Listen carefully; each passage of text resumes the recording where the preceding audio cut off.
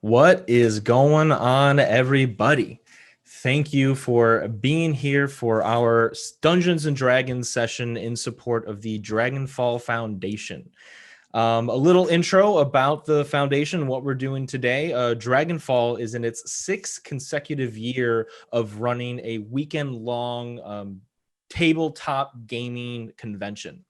More recently this year, in 2020, the Dragon-Fall Convention started the charitable Dragon-Fall Foundation. Their mission as a nonprofit is fundraising for efforts that closely align with their objectives of compassion, humanitarian emergency relief, children's causes, and medical research. To date, the Dragon-Fall Foundation has raised over $15,000 for various charitable groups such as Child's Play and Extra Life. This weekend, they have a goal of raising $10,000 across all of their events for the charities the foundation supports. Our session tonight is one of those events. They're also excited to announce that next year, the convention will be held at the Grand Geneva Resort in Lake Geneva, Wisconsin, which is an awesome place to have a gaming convention. At this event, we will be playing a game of D&D with our fantastic crew of players, who you'll see in a moment, run by myself, an original one-shot session that I wrote. So if you like, you can go over to the About tab. You can find the donation button that will bring you directly to the Dragon-Fall Foundation's donation page. If you donate any amount, you will be entered into our fantastic giveaway pool, where we have many different types of giveaways from D&D Beyond, legendary bundles. I've got gift cards for RPG drive-through, a gift card to Dwarven Forge, and many other giveaways that you will have a chance to win. So if you're able, go ahead and pick a donation amount and show us some love. And now we can move over to a quick video from the Dragon-Fall Foundation, just to give you a little insight into some of the charities and families that we will be helping and supporting. We are the Milkies, and this is Sylvia, Grace, Caldwell, and Lucas. Can you tell me what's on your head? Kitty ears. For the kids. I'm happy. I'm happy.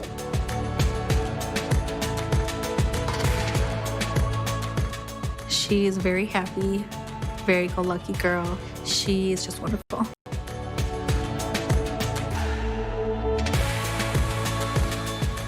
All the doctors took care of me at the hospital when I was really sick. I just love them.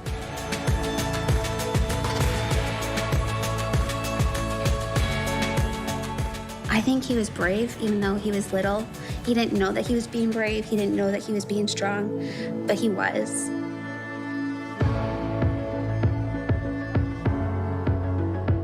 There are moments, even to this day, that I will hear her or she's talking to me and I will say like, wow, like, I hear your voice.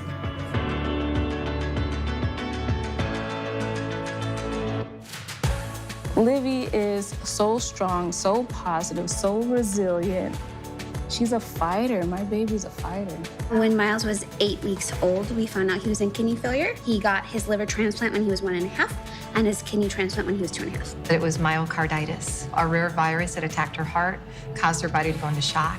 It was scary as can be. It was the worst moment in our lives, I think. Sickle cell, well, you have to drink lots of water, drink your medicine. You're gonna have to do that for the rest of your life until it's a cure for sickle cell. She was diagnosed with leukemia at 2 months old. In that moment, literally our whole world just came crashing down. When Grace was first diagnosed, we were told that she would never hear or speak. We were really given little hope until we met Dr. Young. When you walk into Lurie Children's, you see just the atmosphere, the room is life. There's hope, and they're not just treating the disease, they're treating the patient. They're caring for Olivia. They know my baby's name. To have that care in our backyard was such a gift. And we're just still so thankful for the role that they played. They're like the unsung heroes. I am definitely grateful for people who donate, the hospital who support Lurie Children's, because it helps a lot. It goes a long way, and we're truly grateful because it just impacts everyone. We're so grateful to all the donors and everybody who supports. When something like this happens, everything stops. You're focusing on her. What you are doing by raising money for Lurie Children's is you're saving lives, and you're giving these children the brightest future that they could have possibly asked for. Thank you, Lurie Children's. For the kids. I win.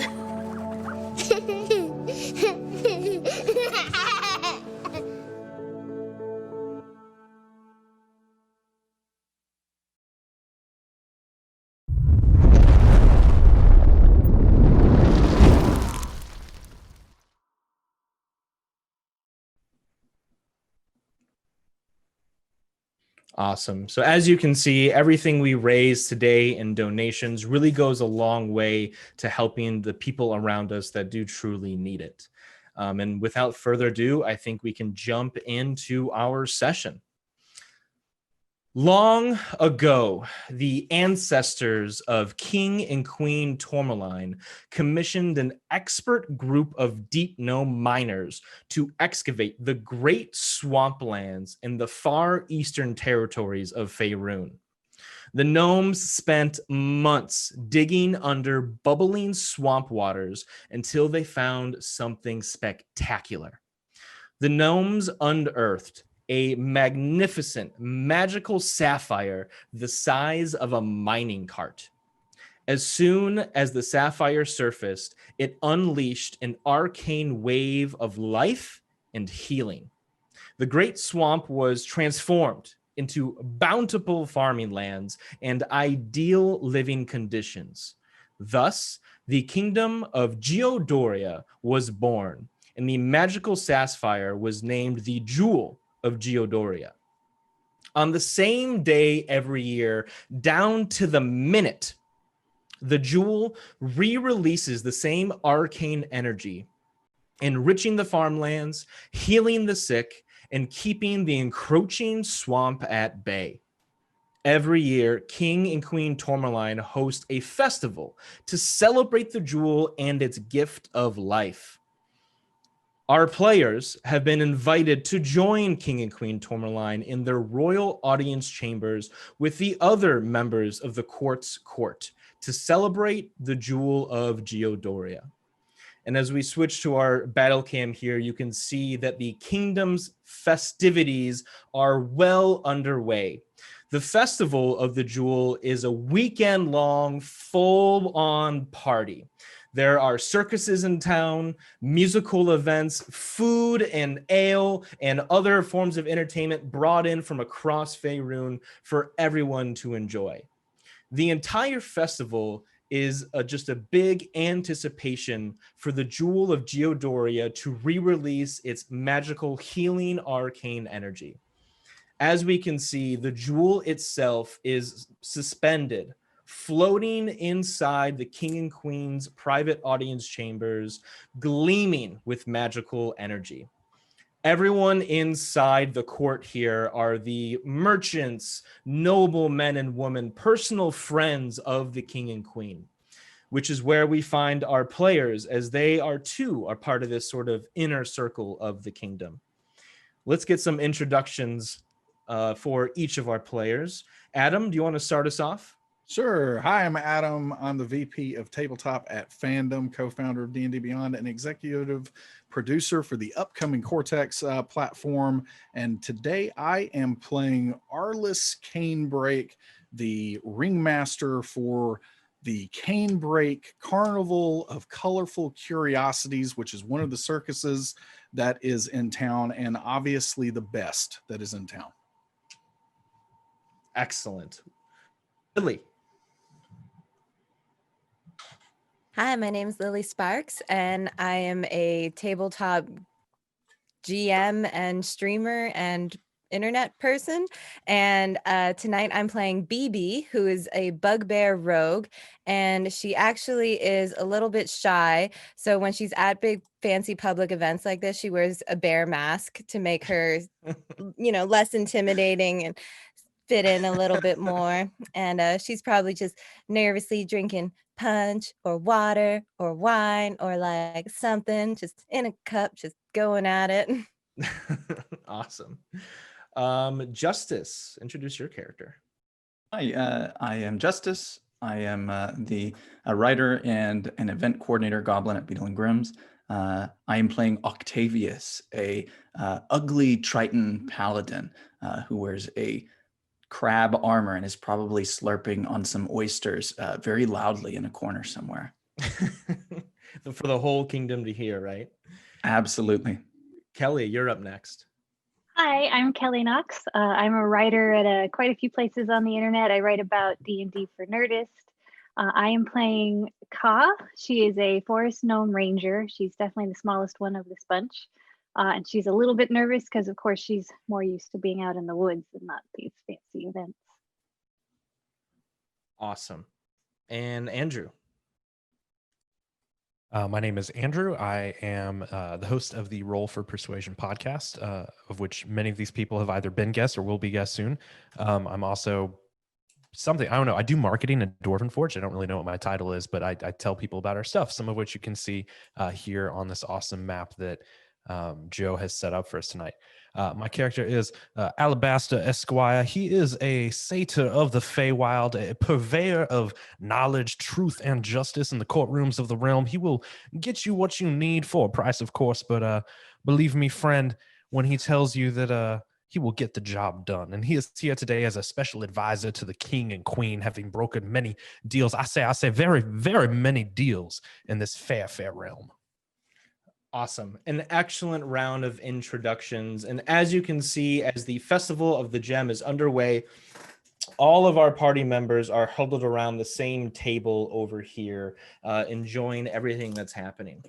Alongside the king and queen and other noblemen, there is the court wizard, a young female elf by the name of Justine. She is sort of the lore keeper of the Gem of Life. Her and her elven family have been a part of the kingdom's court since the founding of the gem, and she's in charge of studying the gem, understanding its magical presence and energies, and making sure everything is just hunky-dory. There is also a gnome, a deep gnome. His name is Diggin, and he is part of the same clan that unearthed the gem. He's kind of like hanging out underneath the floating gem. There's like, a red VIP rope around it. And he's slinging, hey, I'm part of the clan that founded the gem. We're the reason why this party is even happening. You remember when you had a really bad cold the other day and the gem cured you? That's because of me and my friends. So he's working the room, making things happen. Is there anything anyone would like to do from the players? Would you like to talk to any of the noblemen, maybe the female wizard, the gnome, the king and queen, as the party is kind of underway? Well, I think that I would probably make my way over to the fair king and queen and simply make my salutations and ensure that there is nothing that they might have need of at this present time. Of course, as you make your way up the stone steps to the king and queen's altar, kind of overseeing the party, king and queen Tourmaline are very happy to see you, Alabaster. Big smiles, open arms. Queen Tourmaline speaks up. Oh, yes, welcome, Alabaster. It is so fantastic to see you again. I can't thank you enough for the variety of exquisite meats and ingredients you brought to the kingdom to enjoy during the festival. Well, I prefer to make sure I bring a gift wherever I am welcome. It is by your grace that I enter into this fair realm. It is by your patronage that I peddle my minor trade amongst your folk, and I wanted to show my appreciation. Truly a fine shindig that you have prepared here. Well, I'm happier than a bugbear and a honey tree, let me tell you. Oh, as King Tourmaline speaks up. Clever words from a clever man, Alabaster.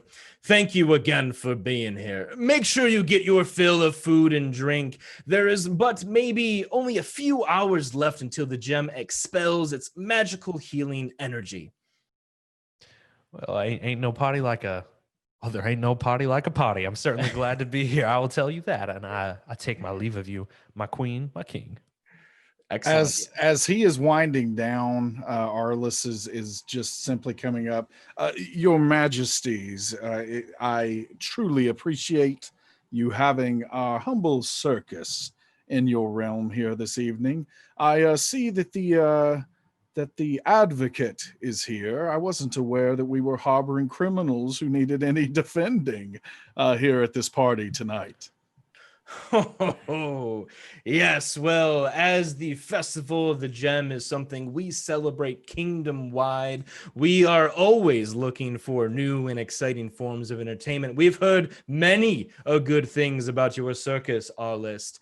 And don't worry yourself, our young friend Alabaster can be vouched for.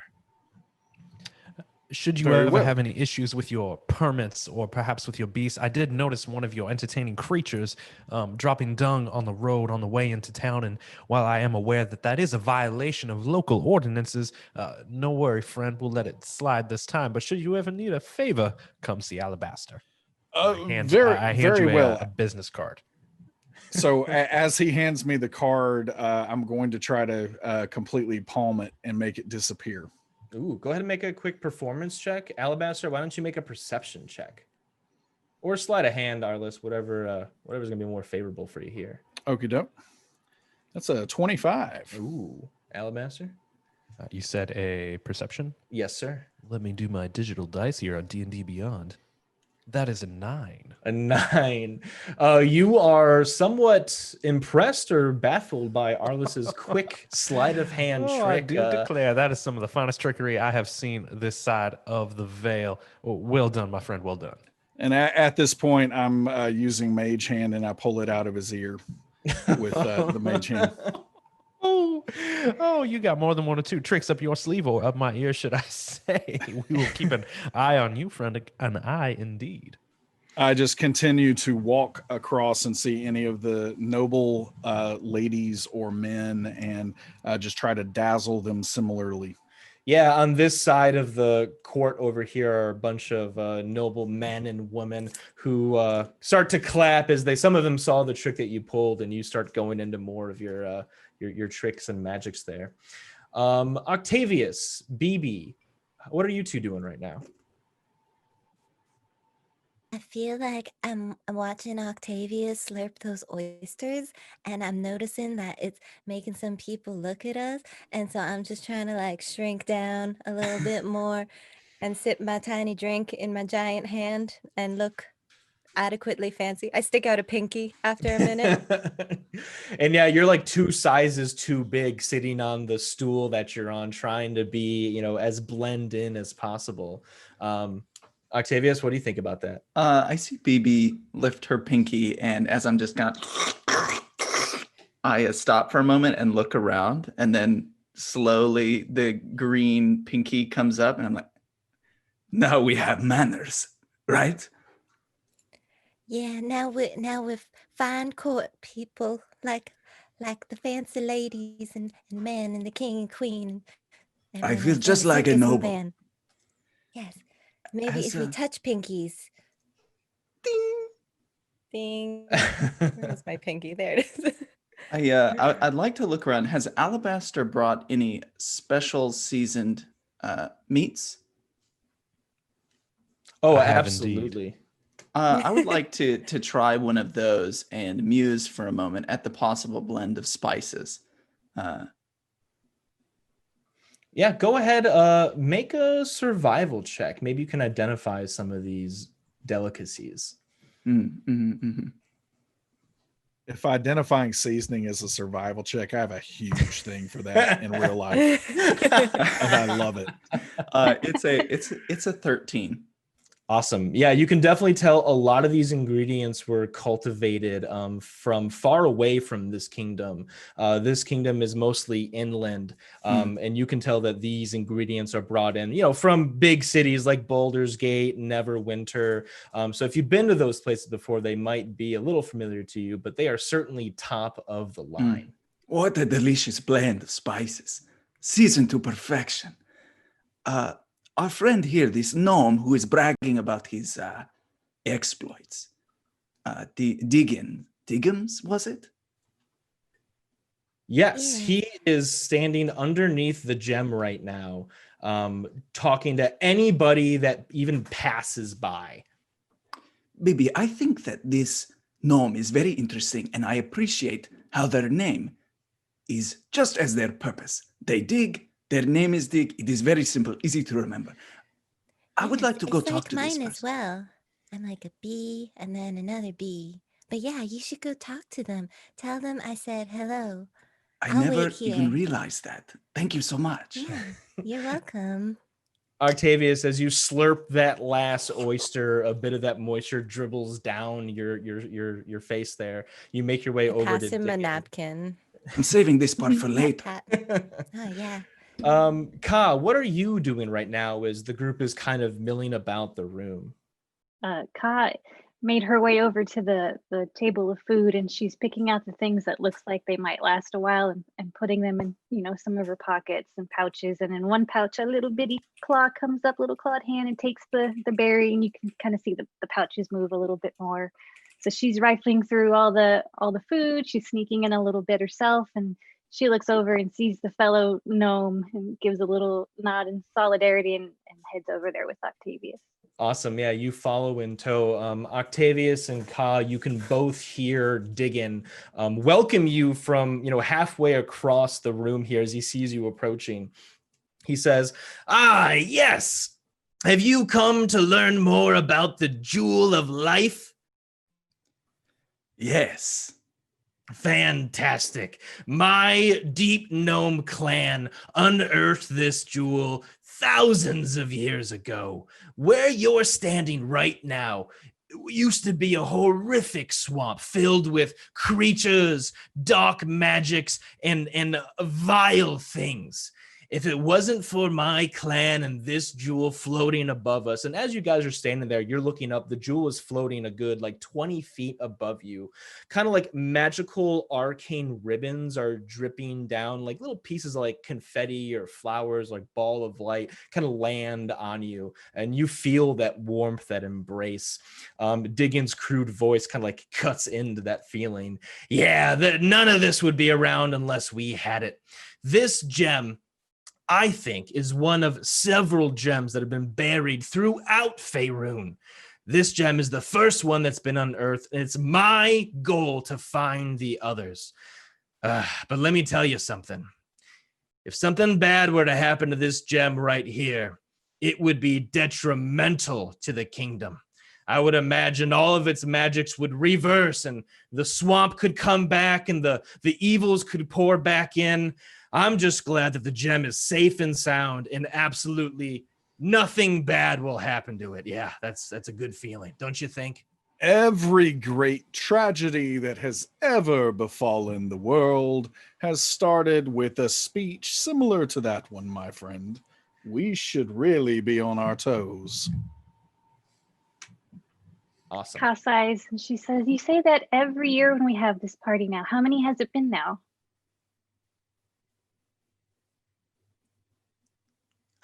Oh, well, I'm sure your friend Arliss over there just means to joke and jab. The security of the festival. Not really. I'm not joking at all, actually. As you give him that stern look that you're definitely not joking. He kind of awkwardly tries to break eye contact with you, looks back over at Call and Octavius and says, "Yes, the security at the festival is top notch. Although most of us are partying and enjoying things, there are plenty of guards milling about. And as you guys look around, you do see the guards of the kingdom stationed not only inside the chamber here, but patrolling outside the kingdom's walls." Alabaster, where did you find yourself after walking away from the king and queen?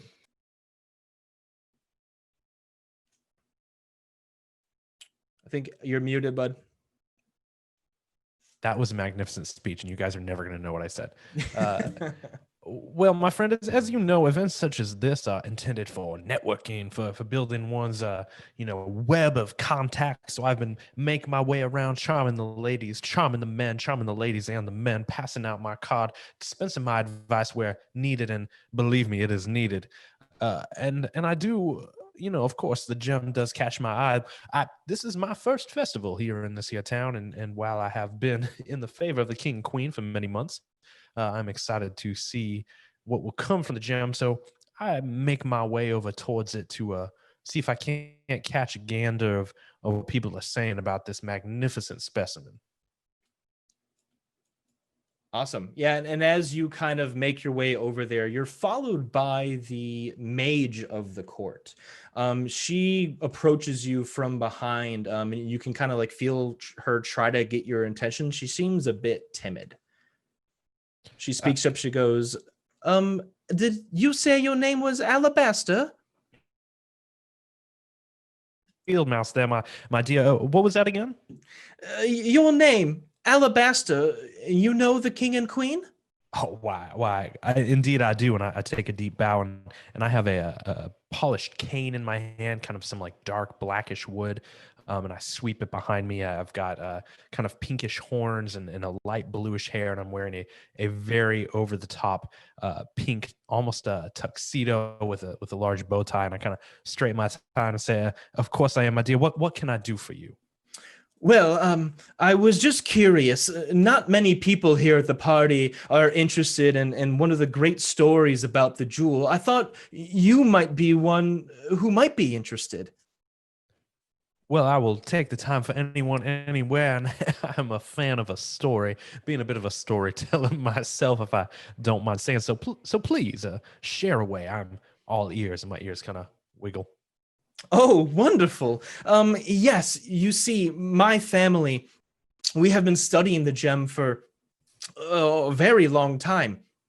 And it wasn't, oh goodness, maybe 150 years ago, where a grand event happened with the jewel. You see, there was this old bog witch. Her name almost lost to legend, but I found it in some of my family's notes. Her name was Sabella. She was an old witch. In those notes, my friend, did you come across the spelling of that witch's name? Oh, yes, of course. Pretty phonetic, as I recall. S. Can't be too careful. Of course, yes. Sabella. Sabella.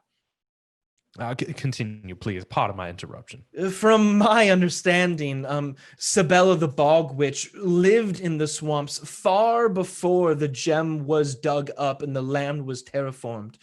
She made an attempt to destroy the gem of life.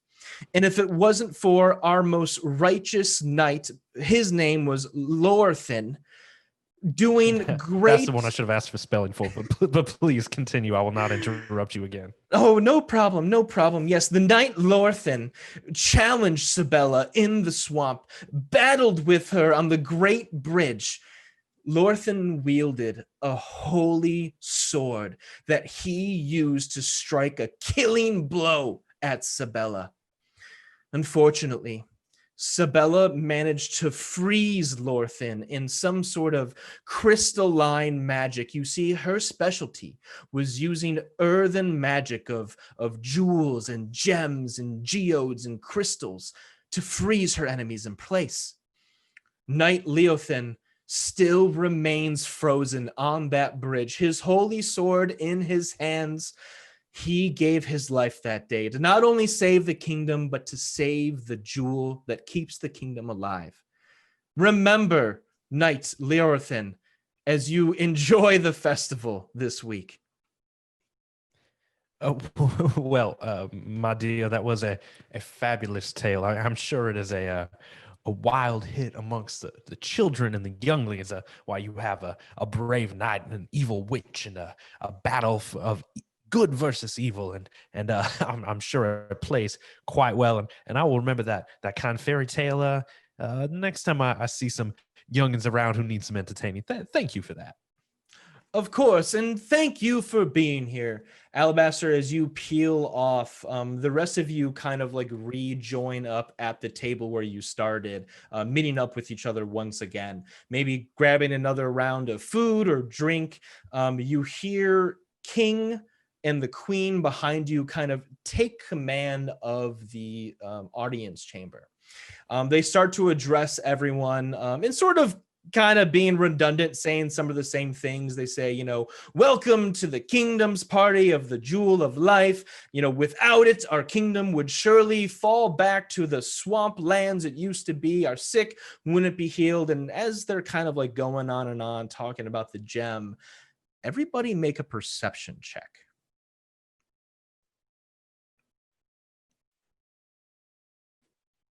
Go ahead and shout it out there. We got a 6, a nat 1. Oh boy. 8. 8. Best kind of one. 15. Oh boy. Okay, Yeah. there's one good one. Yeah. One thing I was gonna say is I feel like when y'all get back to the table, because BB was left alone, she just pulled all of the stacked dishes of food in front of her and her section so that she couldn't be seen. And it's probably getting in the way of everyone's perception checks. So that's what I'm saying. A fair play. Yeah, whether the wall of like plates and cups or just like the awkwardness of BB, maybe. Octavius, I think, the bartender came around and dropped a fresh pail of oysters and you're maybe like head first at them. Absolutely.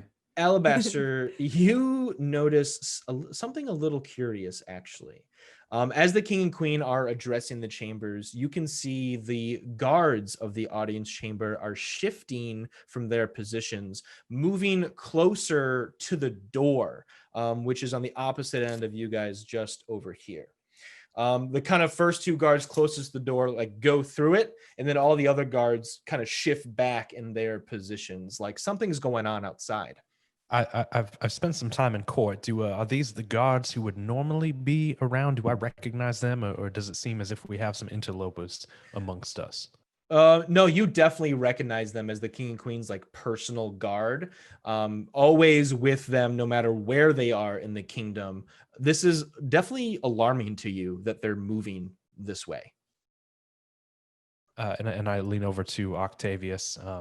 My dear friend, do you notice the behavior of the guy? If you could, just take a moment. That's getting on my suit, and this is a seersucker, one of a kind. I cannot have your oyster juice upon it. But neither here nor there. Do you notice the behavior of those guards, my finely muscled friend? Does that seem curious to you? No, I didn't see what they were doing. Octavius, now as Alabaster kind of brings you in, you see it now. Yes, that is strange. Shall I spear them with my trident? Well, let's not be hasty, friend, but let's keep that one in our back pocket in case we need it for later. I'll keep it. Perhaps just keep a weather eye out. You never know. Events like this, grudges or whatnot might occur, and we want to be on the lookout, just, in case. Yes, I'm not fond of the monarchy. Baldur's Gate, we have a sort of republic democracy, and the city has been a very safe place ever since. Well, don't say too loudly that you're not a fan of the monarchy here, my friend. You was that very loud? Guest, but I understand the sentiment. Keep an eye out in either case. And I look over at BB and I hold up my trident slightly and I say, back pocket for later. I look in my back pocket because I'm not smart. And I pull out a length of string and I give Octavius a knowing look, like one of these. Like, oh, we're ready. We got Yeah. it. Maybe some buttons with that string as well. Oh, here it is. Here's some string. Quick sidebar. We just passed $500 in our donations for the foundation. Thank y'all. To unlock the next tier of giveaways. So make sure you're paying attention to the chat. Our moderators should be facilitating that. So thank you all. Let's keep pressing on. Alabaster, Octavius, and the rest of the group, now you do notice the guards moving throughout the room. As the king and queen, they're still monologuing again about, 100 more years of healthy lands and healthy people as long as the gem is shining above us. all of a sudden from outside, you can hear a large boom. Immediately, Arliss, you think that might be the finale from the carnival that you brought in town, but that fireworks show is a lot more intense and is scheduled for the next day of the party. You now hear guards clamoring outside of the gatehouse that you are behind. The king and queen are starting to look a little nervous to their left and to their right as the guards kind of like close in on them. It's very prevalent now that something is happening. Maybe the kingdom is being attacked. What would each of you like to do as the noblemen, the merchants, everyone is starting to like look left and look right and get a little panicked? All these speeches, they just kept tempting the fates. I think that BB is really big and really conspicuous, but she has a mask on, so she's also really stealthy, and she wants to like sneak up behind the guards, and she's also really tall, so she wants to like see what's happening maybe. Do you want to get like Maybe. closer to the door where the noise is coming Yeah. from? Sure. Go ahead and make a stealth check. Let's see. It should be pretty easy since the chamber is starting to get a little chaotic. Oh yeah, that's a dirty 20. So with my little bear mask, nobody notices me. I just blend in. Whether they notice you or not, you are absolutely convinced that you are going unnoticed, but full disclosure, successful stealth check. You make your way kind of behind some of the guards who are like starting to barricade the door. Ka, what would you like to do? Ka's going to move towards the king and queen, opposite of the door, keeping line of sight if possible. Sure. Here, we can put you on the steps kind of right in front of the king and queen as you prep to guard them if needed. Arliss, what are you doing? I am going to situate myself in whatever the least conspicuous place I think would be to keep an eye on everything, and I begin to cast a detect magic ritual. Awesome. Yeah, you kind of hang back in between the steps to the king and queen and where you were sitting before, kind of closer to the wall, which kind of gives you a good, visual of the whole chamber as you start muttering the ritual spell under your breath. Alabaster, what are you doing? I begin to survey the room, and pardon me, on this map here, where exactly am I? You are right here. Right on the dining table here. And the door from which we hear the noise. Right over here. All right. So I would kind of move my way a little more towards the back of the room, perhaps shifting towards the king and queen, actually, now that I think of it. Keeping an eye out. I message the king a cantrip, the message spell. So I kind of whisper into my staff and I say, my king, are you aware of any sort of intelligence that might suggest an incursion or an enemy attack this evening? Yeah, and you may reply to this message. Click to reply all. He replies back to you, Alabaster, in a rather concerned tone. Alabaster, no, I'm not aware of any attempt against the kingdom or the jewel. My guards are moving to our defense. Please do what you can to keep everyone safe.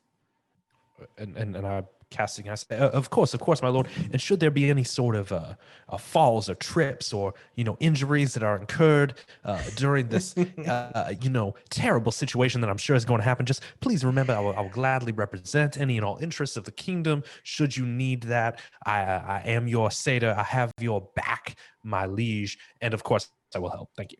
Yes, that's why we pay the retainer. Octavius. Indeed so, it is. So Arliss is whispering the word. He's whispering to some entity to try to detect this magic, and he interrupts some of that part to just weave into this discussion he's having with this dark entity.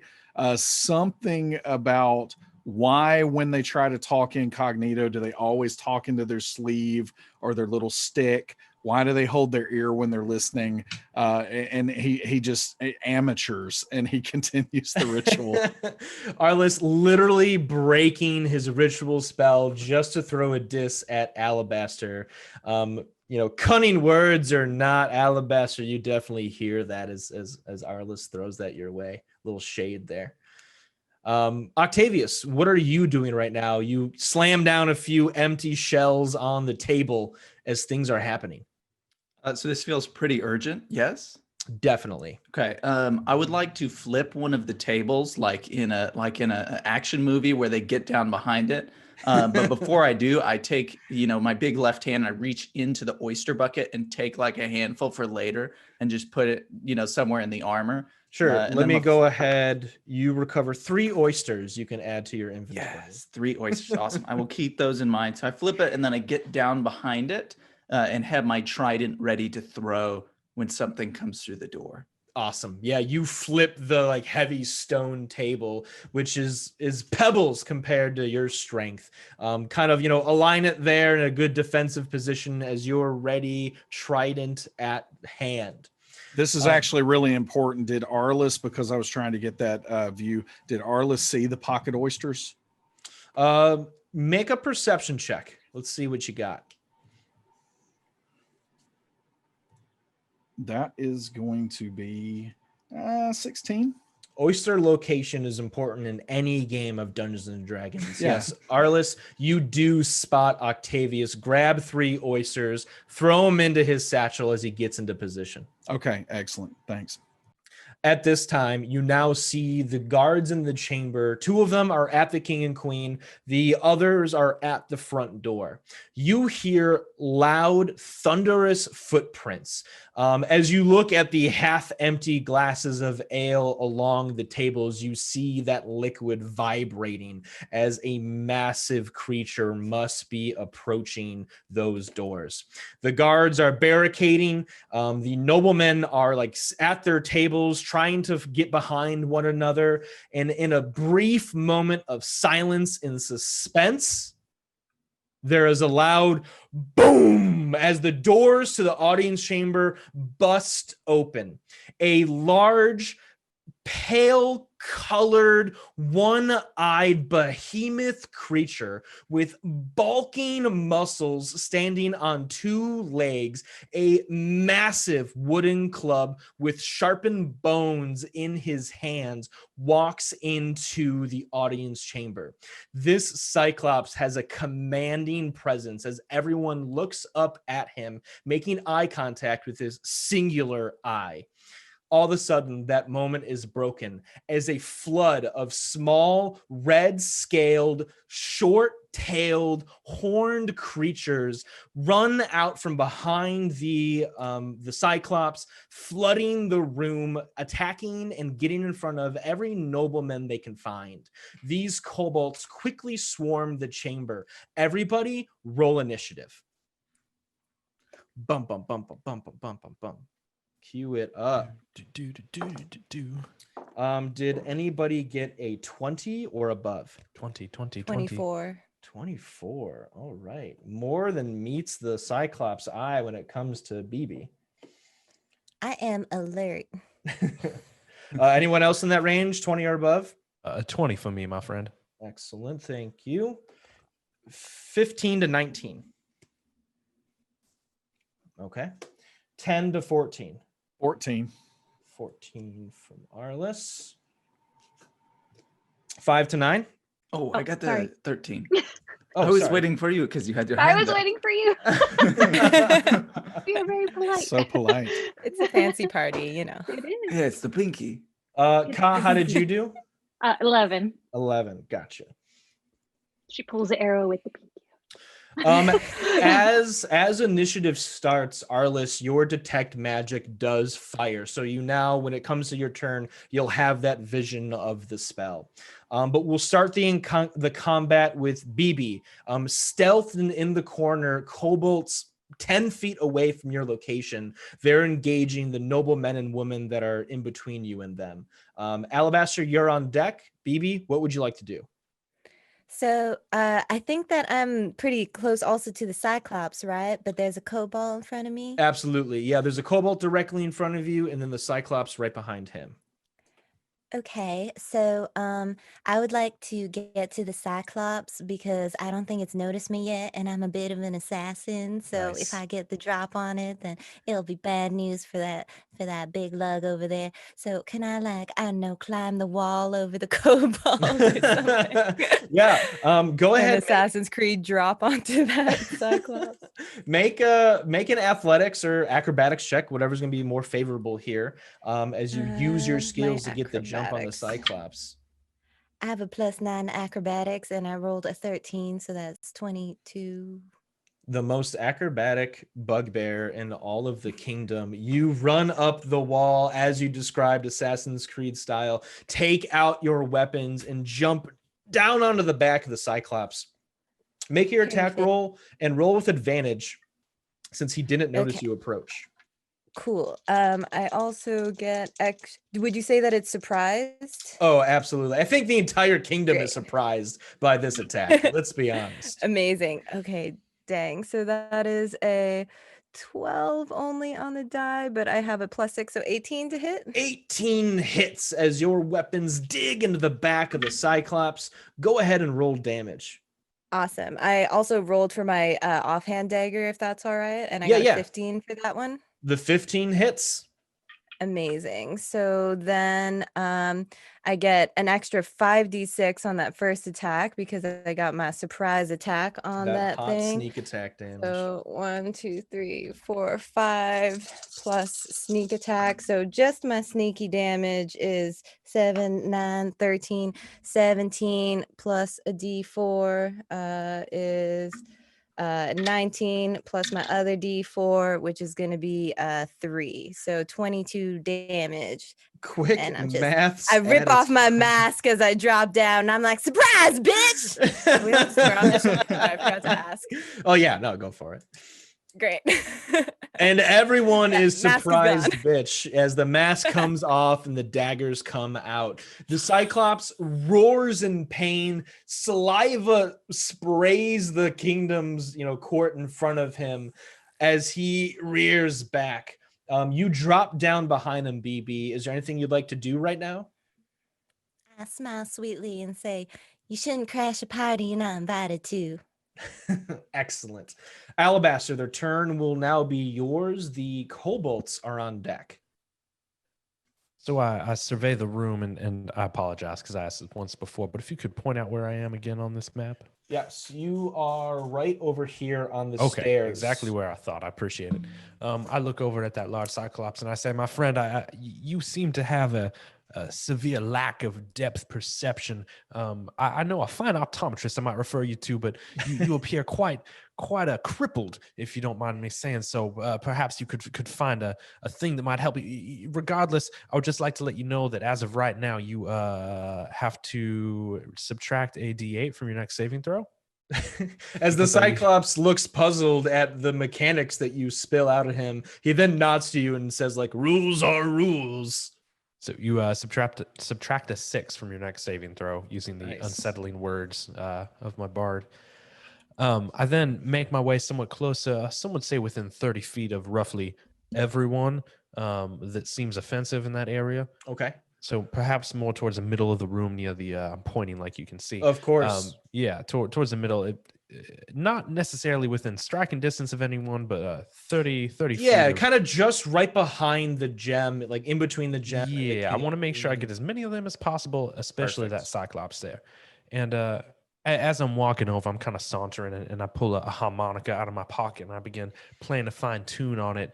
And this is in fact a harmonica of haunting, in which I can expend a charge as an action, and each creature within 30 feet of me must succeed on a DC 15 saving throw or become frightened of me for the next minute. Excellent. I do declare. The Cyclops is in that, and you capture 1, 2, 3, 4 kobolds as well. The Cyclops will make the saving throw, and he comes in with a 19. Is that -6? Minus the 6 puts him at a 13. He's scared. He real scared.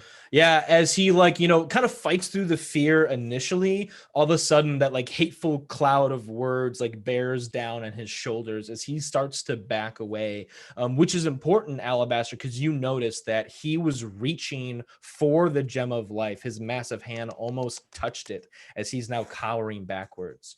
The kobolds make their attempts, and all but one of them get feared. Their malicious attacking is keeping their motives true, but the one closest to you kind of runs away from the nobleman that he was about to attack, and cowers in fear. Excellent. Anything else, Alabaster?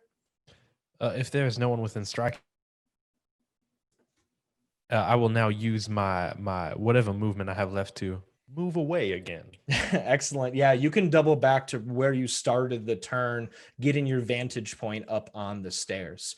As you look back, Alabaster, to the king and queen, you can see that they draw weapons from underneath their throne and are ready to engage the kobolds and defend themselves and their court as needed. Now the kobolds make their turn, and as one turns tail and runs away, the others run in to attack. There will be one kobold attacking you first, BB. So we will go ahead and see how that goes. Yeah, I also totally up to you how you handle it, but I also forgot that I have this assassinate thing. So my first attack actually should have been 10d6 because it was a crit. I imagine that's probably up to you. Very in character for BB to be like, oh, wait a minute, I totally forgot. Yeah, Then go ahead. for the jugular. Add the extra damage. That's totally fine. Thank you. There's always so many things with your character abilities. It's hard to keep track. Yeah.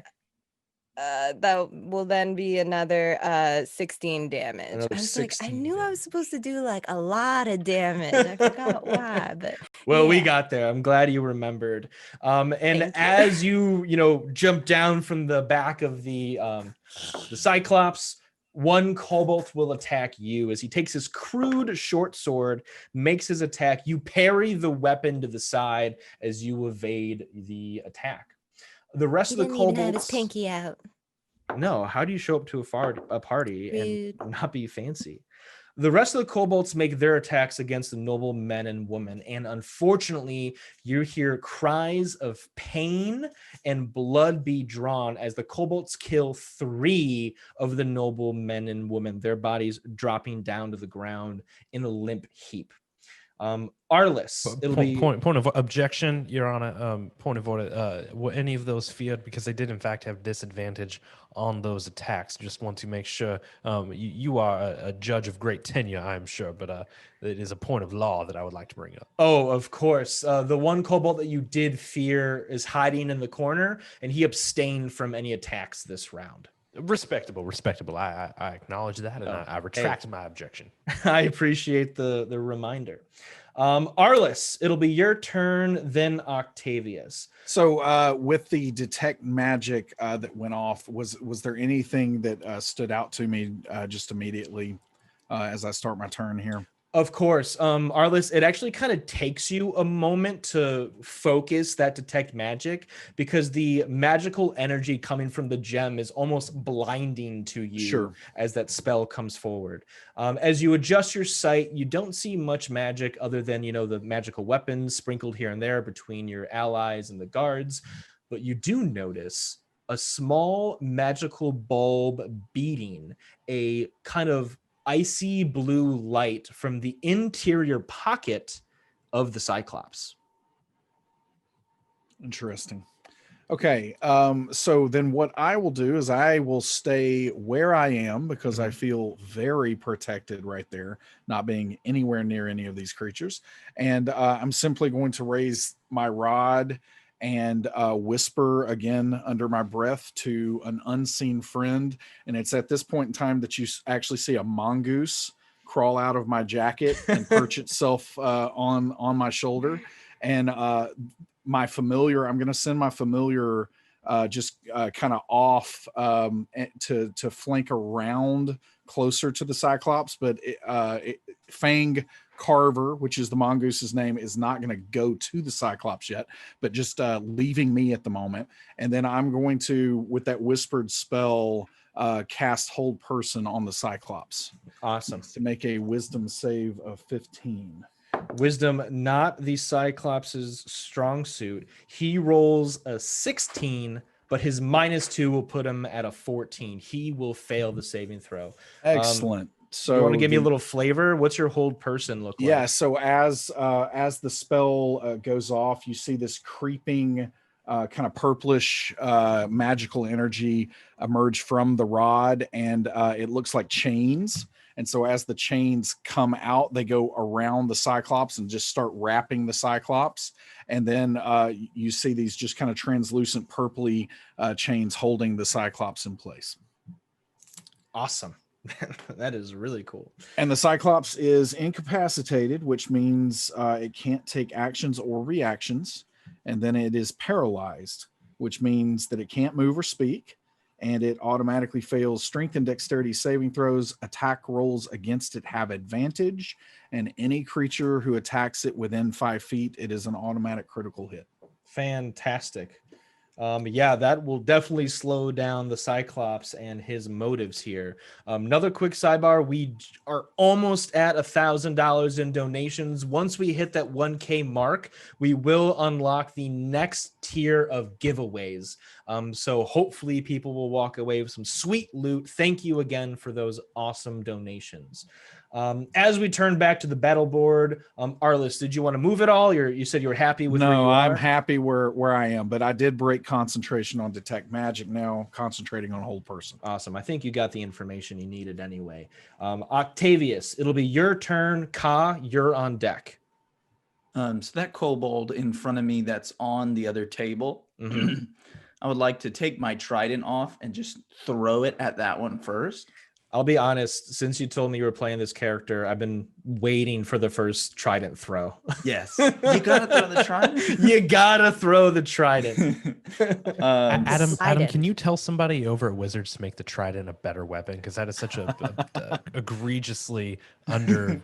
Just tell your dungeon master, because it's your game anyway. So that's right. Your dungeon master. Wow. PSA. So that is an 18 to hit. Oh, an overcompensation of a hit. Go ahead and roll damage. So it rings out as I deal 7 pointy damage to this kobold's face. Octavius, take the killing blow. You eviscerate it. Yeah, so I just get up from this area and I eat one of the oysters and then just toss it, and it just kind of hits in there. Then I'm going to jump on this table and pull it out of the kobold. While muttering under my breath as I look around, this is what happens when you do not have democracy.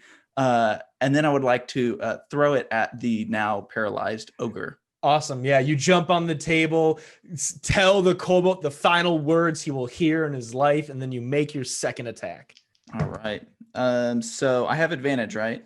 Correct. Okay, so that's one of them was an at once. That's why I asked. So that's 14 plus 7, 21 to 21. Yeah. As you go to throw, you trip a little bit, but use that momentum to realign the shot and carry the trident across as the entire court stops for a second, just watches the trident be thrown, and it hits the Cyclops right in the left rib cage between the bones, piercing some important organs. Go ahead. Amazing. And I would like to divine smite as well. Oh, I'll only allow the smite, Octavius, if you can back it up with some flavor. Okay, yeah. So you see this kind of water emanating from his palm from Umberly as it coats the entire brass trident. And then as it leaves his hand, it just turns into this icy, radiant trident that's even sharper than before. And he tosses it again for 12 plus 4 damage. So 16 damage. Mama mia. This Cyclops picked the wrong party to crash. Let's be honest. And then I would like to use my bonus action to hit it with a spiritual weapon. Excellent. Yeah. What weapon? What weapon do you summon?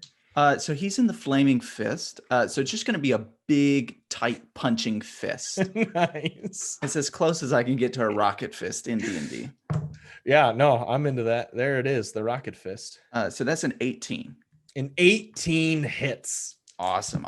And As that just is a cold, closed fist punch to the face. You want face, groin, stomach? I like face. Yeah. Very respectable. And you hear like a ding ding when it punches. So that would be 10 I believe force damage. 10 force damage. Excellent. And that's my turn. Awesome. Ka, it'll be your turn now. The severely incapacitated, paralyzed, face punched Cyclops is up next. Ka's whispering into her pocket, no, I think it's like a mongoose. I don't know. I've never seen that. And then she notices what's going on. She's going to cast Hunter's Mark on the Cyclops. Excellent. And then go ahead. What's your Hunter's Mark look like? Is it like a beacon or like a note or something? A spell? Yeah, she'll reach out a hand and maybe like a burst of wind with a little bit of like, dust flying along with it will go and then encircle the Cyclops. Awesome. So she'll Hunter's Mark, and then take a shot. Awesome. Let's see that shot from downtown across the chamber. Ka makes her shot.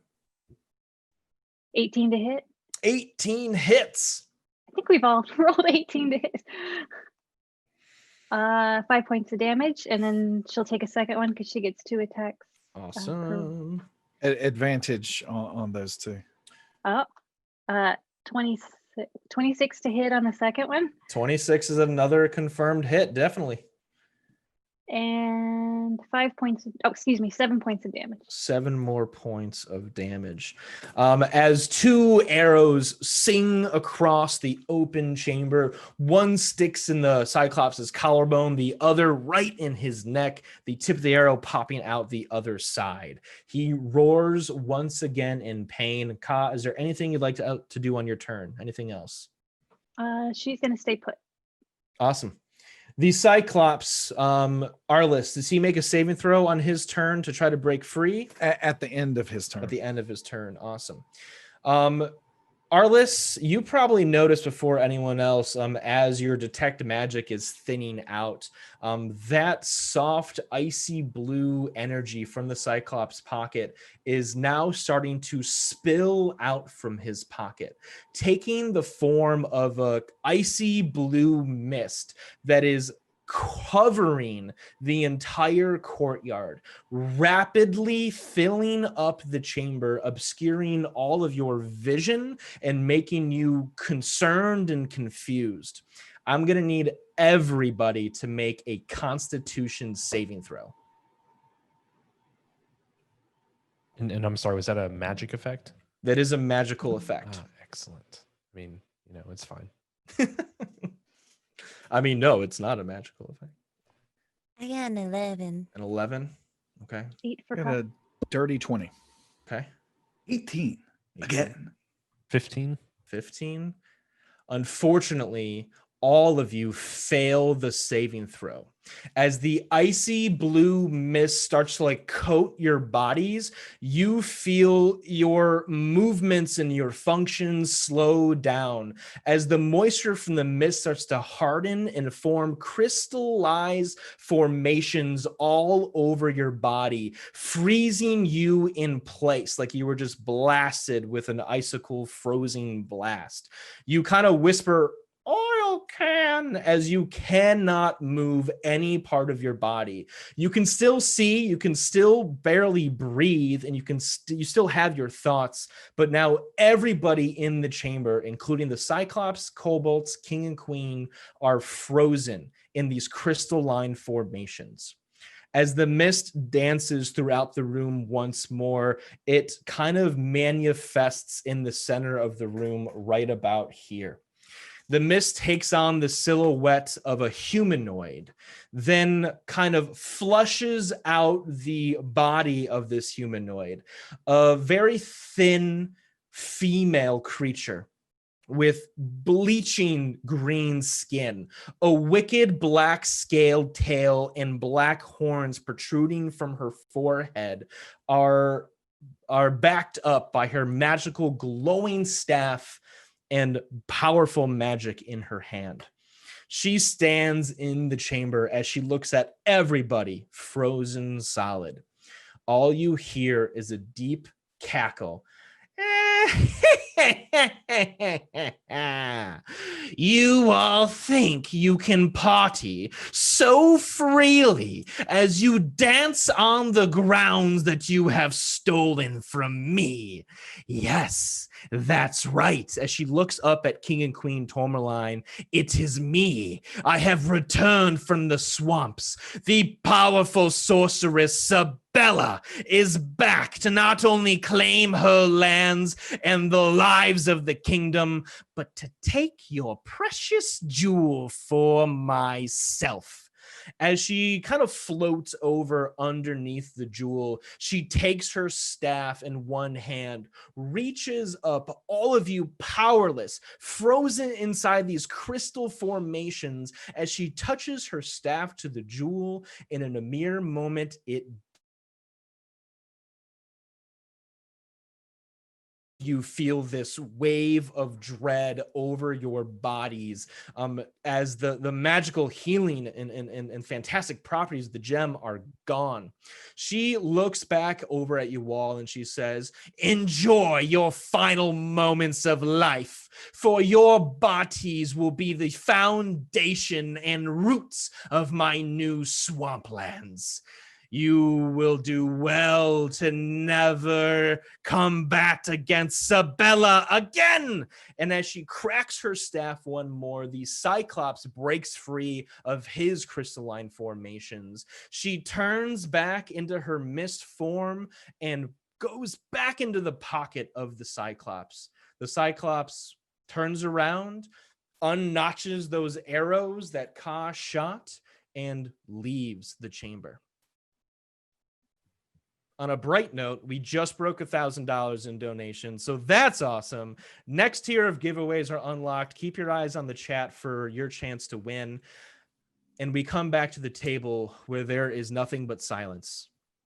Everybody in this audience chamber are frozen. You feel your last breath about to leave you when all of a sudden there is another glowing light, this time a golden light.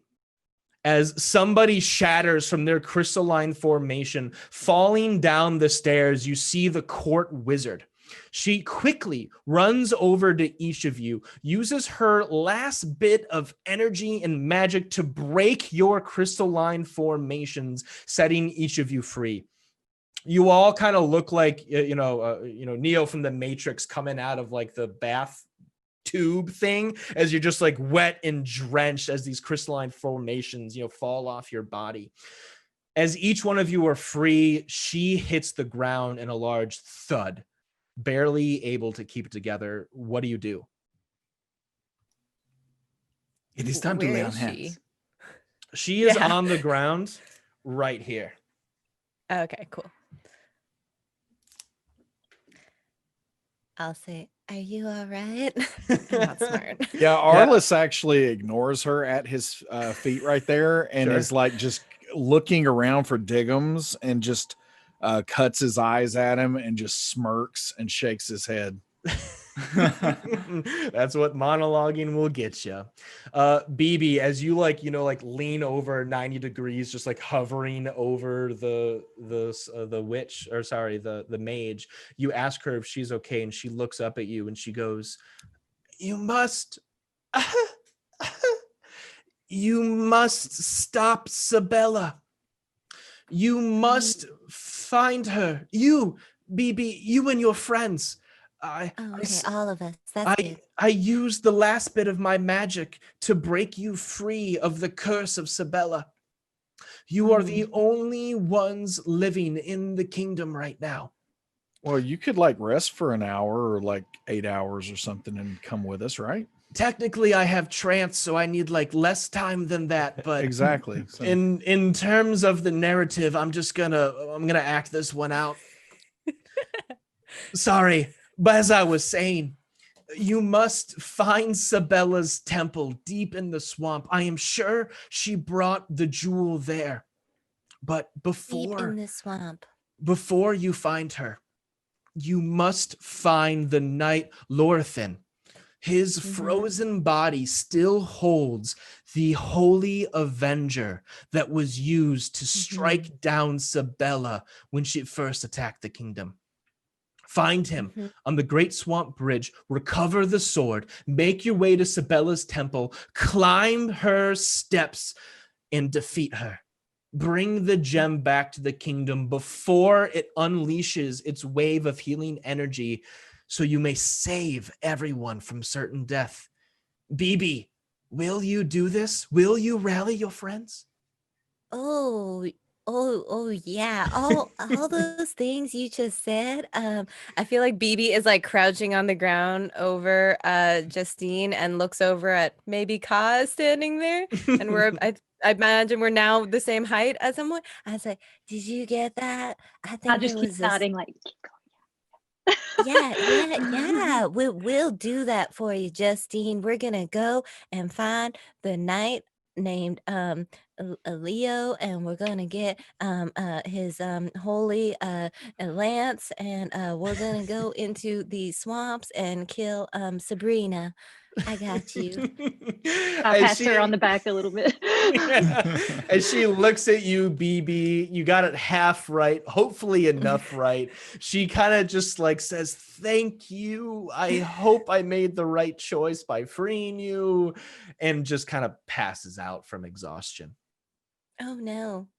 BB, Somebody get her to a bed. Oh, wait, I forgot. She trances. Somebody get her to a really plush seat somewhere. BB and Ka, you look at Octavius, Alabaster, and Arliss. Do you want to rally them to this cause? First, can we look over at the king and queen? Are they okay? They are frozen solid, large crystalline formations covering their body as they are stagnant and still.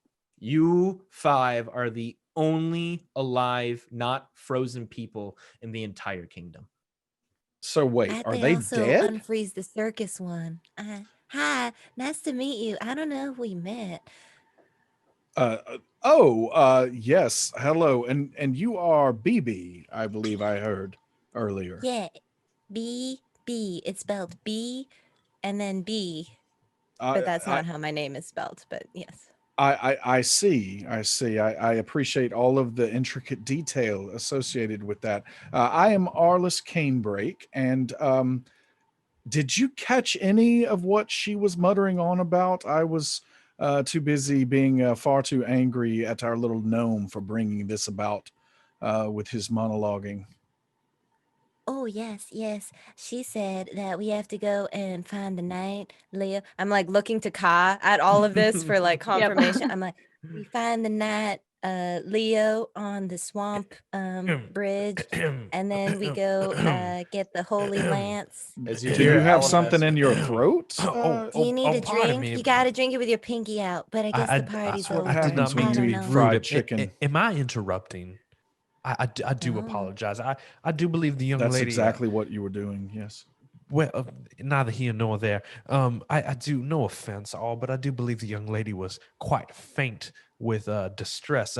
She was repeating a sort of children's tale that she told me earlier, some sort of knight Lorthin who allegedly fought the witch Sabella, and quite frankly, it's all poppycock. But I do believe she was just simply babbling in a state of hysteria about a frozen knight and a holy sword.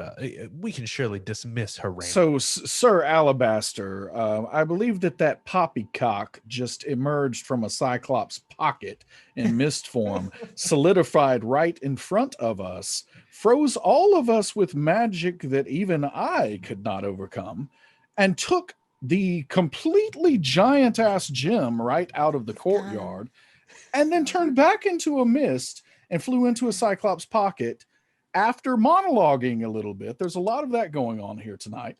And so I'm not sure if that is what poppycock actually means. Well, that's just like your opinion, man. Many facts are very the slippery things, if you will, like eels facts are. That's how I say in my profession. But I would simply say, clearly an incursion was made. a creature of some power. I'm from a powerful place myself. Believe me, I'm no stranger to the strange and powerful. Did come into this space, but chasing after a knight of fairy tale legend seems a little off the rails, if you don't mind my saying so. But if that is the direction that you wish to go, I am at the service of my poorly frozen king and queen.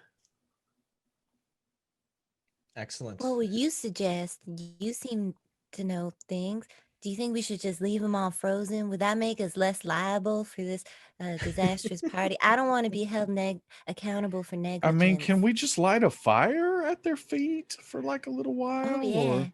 It's giant, like crystal, like geodes forming around. Ka goes up and knocks on. Yeah, they're like, yeah, they're I'm saying. solid, crusted in crystals. Everyone stand back. I know fire magics. I shall cast a giant flaming ball of fire here in the courtyard, and I'm sure my it shall friend, release everyone. I'm sorry, hides behind unfortunately, and I try. I also gesture grab a step down. Octavius and put him behind me.